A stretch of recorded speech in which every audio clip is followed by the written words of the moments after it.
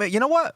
Outside of the Ravens, trying to think here off the top of my head, I think this was the most impressive performance from any team. The Cleveland Browns taking care easily of the Houston Texans, 36-22. Mehmet 305 says Joe Flacco in his weekly laser show deserves a damn okay. Also, Amari Cooper had a ridiculous game. Yes, he did. 265 yards and 2 touchdowns in this one.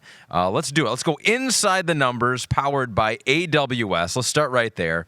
Amari Cooper, this new love affair he's got with Joe Flacco, giving him all the praise after the game.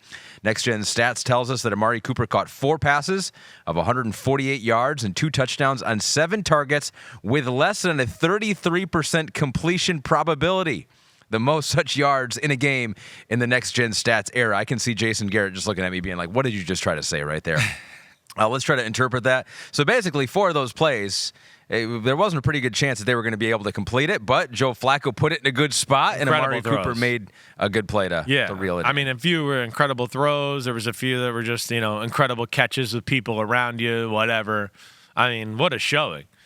I mean, Saturday, I was here, remember, going, they need to rein in Joe Flacco a little bit. They said, you, Simms, we're not listening to that this week. We're going to go 27 for 42 and 368, and we're going to go bombs away, Joe Flacco style, right? Yeah, at the end of the game, he was like, that Chris Flores. Shut up. They're not reining me in at all. Really impressive. I mean, it is. I have a little bit of a man crush on this Browns football team. I love their defense, right? Their defense was smothering in this game.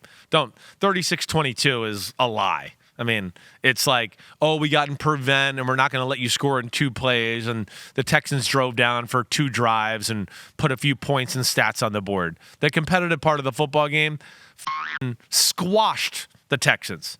I mean, they couldn't do anything on offense. Their only thing until 6 minutes left in the fourth quarter was a kick return. Other than that, they couldn't do crap. So that's where it is misleading. And, hey, I give credit to Kevin Stefanski and recognizing to be aggressive.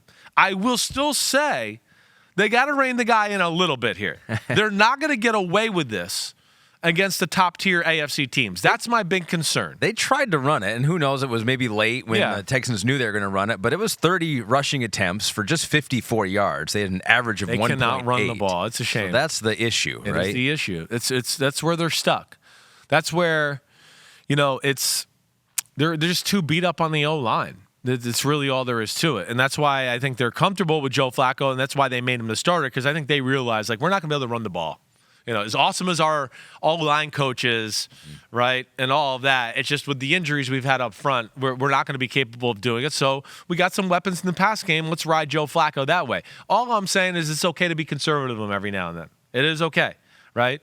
I don't think this current formula of just bombs away Joe Flacco is going to be the right thing to do, right, if they're playing the Ravens in the playoffs or, playing the Dolphins either, right? It's okay, like Cleveland, your defense is good enough to almost win games by itself, and you're another team that I go, 17-14 is right in your wheelhouse. You're made for that. So we'll see where it goes. But either way, man, are they explosive? Gosh. I mean, Njoku and Cooper have become one of the better tandems in football here as of late. And then, their defense and the chaos and everything they do there is just, it's phenomenal. And that was Inside the Numbers, powered by AWS. Yo, what up, homies? Thanks for watching. Remember, subscribe to Chris Simms Unbuttoned. Right now, we got Sunday Pod, right? So you can have it Monday morning. We recap all the action. Wednesday, it's the What the Happened podcast. We're going to get deep in the weeds on the key matchups of the week. And then Thursday, I'm picking games with that jerk Florio. So you know where to find us, homies. Keep watching. Peace out. We'll see you.